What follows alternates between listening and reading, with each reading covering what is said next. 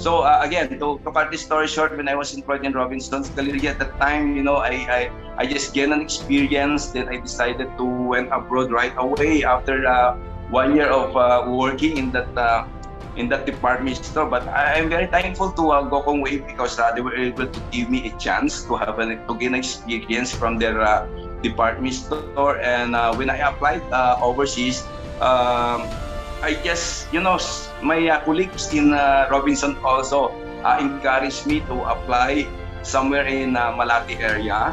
That agency is hiring for staff for the newly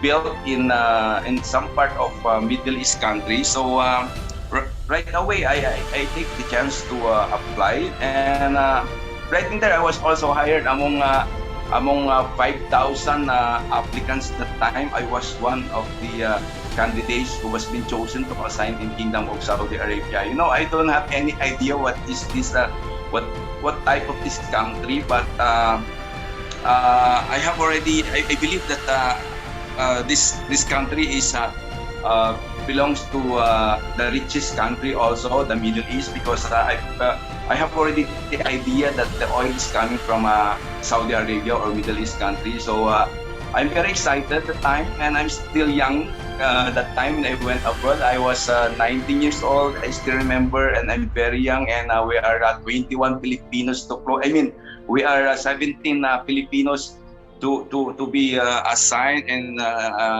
our flight that time is morning time. So we are 17. Went to the NAIA, and I'm very excited and happy because I can see my colleagues also. We don't know each other, but as if we know each other for a long time already, and we talk about how are we going to work there and live there in that country. So we join force together, and we talk. We tell each other that we can make it. We can survive there by helping each other. That is what I remember when one of my colleagues telling me that don't worry, I'll take care of everything because I'm an ex-overseas also. He is also young also that time, and he worked in a restaurant. So he has already, because among 17 Filipinos selected, including me, one of them is one of us is already ex-abroad. So he has already idea what is in life in Middle East country. So we are very happy and relaxed the time because when we arrive in Kingdom of Saudi Arabia, I'm happy because I see one of other countries, and one of my dreams to see some parts of the world, some other countries, and I was given the opportunity to step on Middle East countries, and that is my first destination, my first destination to my workplace in Kingdom of Saudi Arabia. And when I was at the time we arrived there, one of the manager told me that I will be working as a cashier. So I never expect that because I applied for a salesman as well, because that is my work experience here in the Philippines during my time. Then when I was there in my workplace already, I was given the opportunity to work as a cashier. So I grabbed the opportunity to work as a cashier. In fact, being a cashier, your salary will a little bit higher than the salary of a salesman. So I grabbed the opportunity again to work as a cashier. Then after a few years, I was given the opportunity to handle the children's department of that store, and that is international fashion company was being spread to Middle East countries. We have a lot of branches to some parts of Middle East countries, and I was being promoted as a sales supervisor, and from there I worked as a supervisor for 10 years.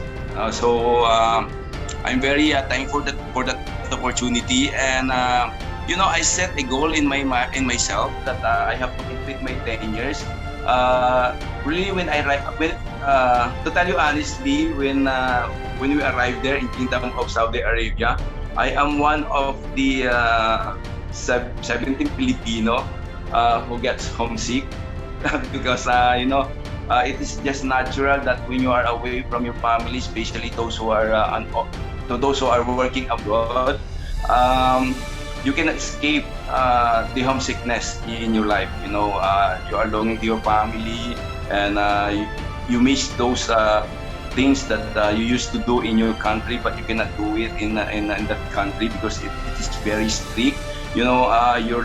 When you decided to work in a Middle East countries, you have to prepare yourself that you cannot do what you are doing here in Philippines, and because of the strictness, ang mangyayari siya doon is work, home, and work, home, and eat. Kasi yun lang ng daily routine ng isang OFW, no? And during your off, you have the chance to na mamasyal sa mga parts of that country. So mapamiliarize ka rin, and later on mawawala na yung homesickness mo. During my time, I was able to handle the homesickness, the longing of my family, and what is my plan that time is I have to finish my 2 years contract. Then I will just go back to my previous job in Robinson's Galleria. But setting goals in your life, you have to do it. In order to achieve your goals in life, you have to face the trials and difficulties in your life, working in that country. And during the time I was in Kingdom of Saudi Arabia, as if I cannot finish my 2 years contract. But will you imagine that I was able to finish my 10 years contract in the same company and in the same country in Jeddah, Kingdom of Saudi Arabia, and I was able to save a lot of money because of my big dreams in life. I set a goal in myself. So when you set a goal in your life, definitely you will do everything to make it happen, to fulfill your dreams in life. In order to fulfill your dreams in life, you have to set a goal in your life, and you have to take all the challenges in your life. Working in a Middle East country is not easy, to finish the 10 years contract. But for me, I was able to finish my 10 years of staying in that country because of my big dreams in life. So when the time that I was able to finish my 10 years contract, I decided to went back home here in the Philippines, and I started to fulfill my dreams to have my own business.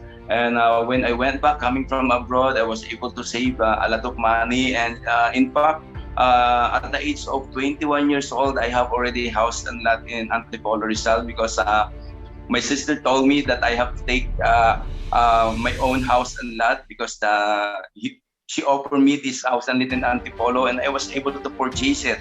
And when I went back coming from abroad, I was able to purchase my Mitsubishi what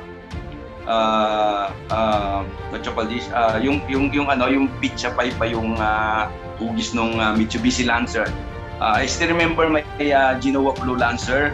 I was able to purchase that because of my hard work and with what I earned in Middle East countries. And when I went back, I started putting up the traditional business.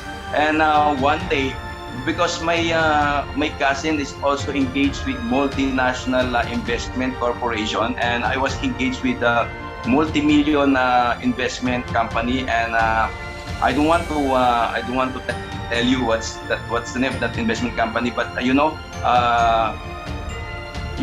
sumikat yon sa Pilipinas ng gusto, and my cousin helped a lot of less fortunate kababayan din natin, and a lot of investor and yung mga elite society, mayayaman, talagang nag-invest sila dito. And can you imagine that I was able to earn 50 million in that investment company? And my life before is like I belong to rich and famous. I live like a king because pag nag-invest sila ng pera nila, and definitely because we were been assigned as an investment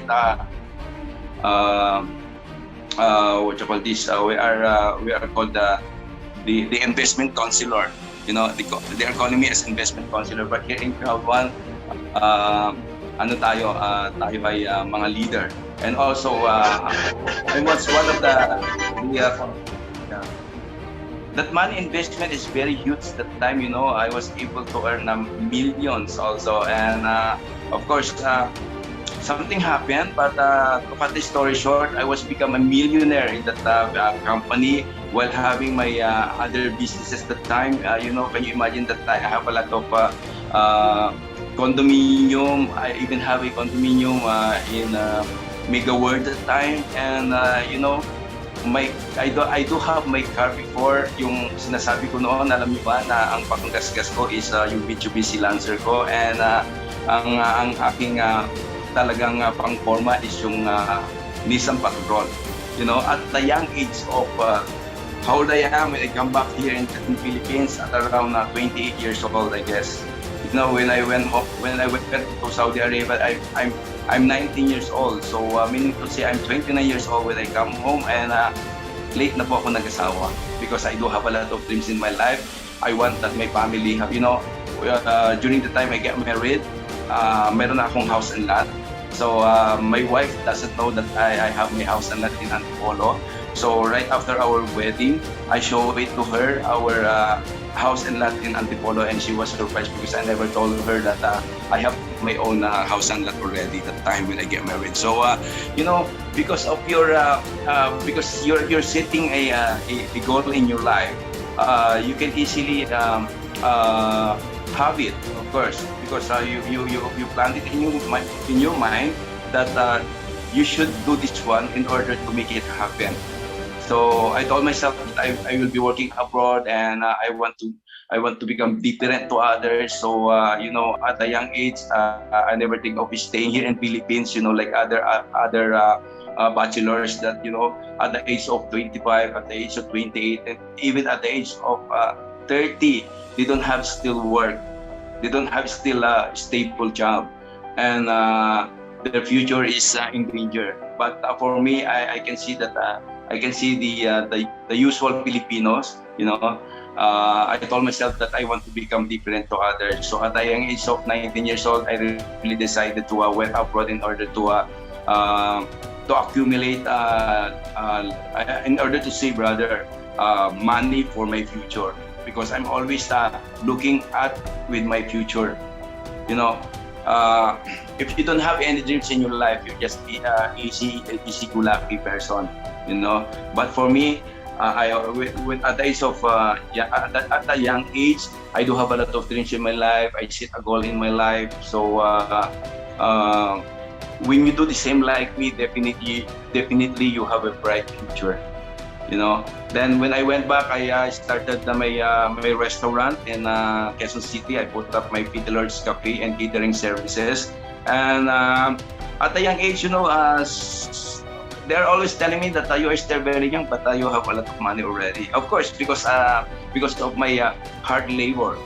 I work hard, so I was able to get all this wealth in myself. So after putting up all this traditional business, one day someone who introduced to me by that time I'm earning a lot of money. I'm telling you earlier that I was engaged with multinational investment corporation. Something that happened to that, so I don't want to elaborate it anymore. So I started again to put up another businesses. So I was able to put up that restaurant in Quezon City, and I was able to establish my recruitment agency. Chinese, Koreans, I've been exposed to many people every day in my life when I was in my real estate business, and I'm talking to a lot of people, kung ano ka man, kung sino ka man, doctors, millionaires, katulong, many people in my front. I have sabay-sabay ang negosyo ko noon, di ba? Real estate business ko, mga foreigners yan, kaharap ko. Salon and spa ko, boutique ko, tapos multi-level marketing. Kaya I can really tell on how the way kung kapag may kausap ka pong tao or yung pag nami-meet nyo po sila in person, malalaman nyo po kung ano sila when they are talking in front of you, no? And makikita nyo din po kung sino yung maarte or sino po yung bababait. Kasi remember, ang tao kapag marunong mag-smile, no? Talagang may ugali po yang kabaitan. Hindi, wag mo na pong kumbaga, kasi malalaman niyo po sa isang maldita. Kasi kung ako noon, talaga nung I've been exposed in real estate business, no, marami pong nagsasabi sa aking maldita po ako. Kasi siguro yung up ko, yung aura ko, pero as I told you, don't judge me. Kasi hindi mo ako nakakausap, no, in person. Pero pag nakausap nyo, ayan pala si Ma'am BLG. Tanungin niyo po si Sir Fidelord E, ano pa, alam niya po yan. Kahit po si Sir Roger, ayan, kaya talagang, siguro yung iba, tingin yung pala, siguro yung iba, actually doon sa event namin, ayaw nilang lumapit sa akin. And nung lumapit po ako sa kanila, ito po yung lesson learned na i-share ko, ibabahagi ko po sa inyo, no? And as a leader, kasi tayo as a leader, for example, ikaw, you are on top earner ka na, managers, directors, kailangan po kayo po ang bumati sa mga members. Bakit? Kasi naghihintay lang po pala sila na tayo po ang lumapit sa kanila. And yun po ang na-realize ko doon, na sabi ko, hindi, the winners cannot be quiet and quit talaga. Hindi ka pwedeng manahimik ka na lang. Sa isang tabi, nakaupo ka lang, nakatingin ka lang, nag-o-observe ka sa tao, o babatiin mo ba siya, ayaw ko, mas mataas yung ano ko. Parang ganun ba, no? Hindi po ganun. Kasi nung sa event talaga ako po, lahat po sila ay may picture sa akin. Tinatanong ko po yan one by one. At ang tanong ko po, may picture ka na ba sa akin? Ma'am, hinihintay ko lang po na kayo ang lumapit sa akin. Kita nyo po yan. Kayo na po yung marunong makisama sa tao. Okay? Kasi kung marunong po kayong makisama, maniwala po kayo. Kaya nga po kayo yung mayaman or blessings yung life nyo kasi kayo ay marunong makisama. Parang ganun si Sir Fidelord, no? Prangka po ako magsalita. I'm a straightforward and frank person na sinasabi ko in front of many people, mabait po siya. Okay? Mabait po siya and palagi po kaming busog.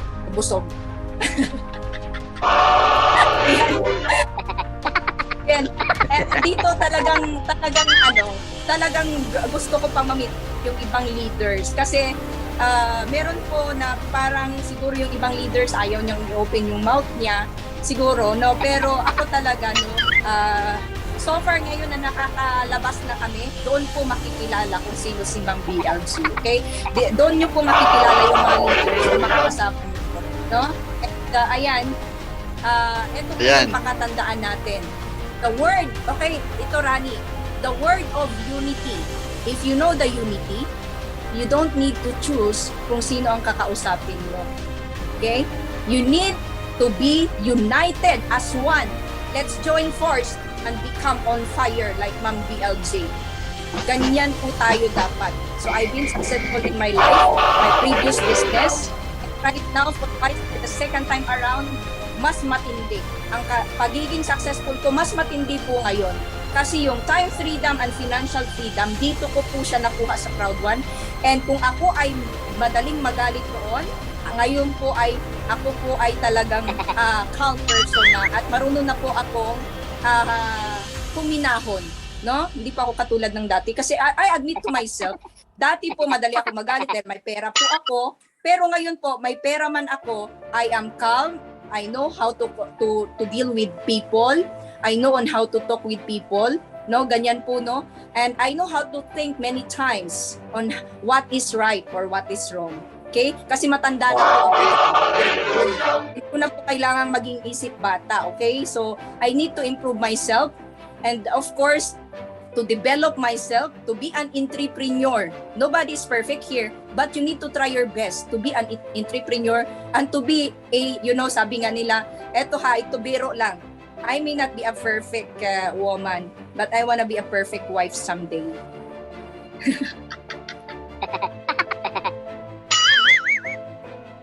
Natawa kayo doon, no? Kala nyo, ha? Baka sa sunod, magpaparaffle na ako ng gift code. Okay, so guys, no, yan, ma'am, Thank you no, very much, nagpapasalamat. Ayan, so wag muna kayong aalis kasi may paparapol po si Sir PD, Lord. May paparapol kami na isa lang, no, yung ino-offer natin sa mga nakikinig mula kanina hanggang ngayon. Ayan, so paano yon? Ma'am Luzmin ang magmamanage paano ipaparapol tong isang white code natin. Nanggaling po sa ating butihing guest. Napagod pa siya sa pagsalita, nagpaparapol pa, naglalabas pa ng isang white code.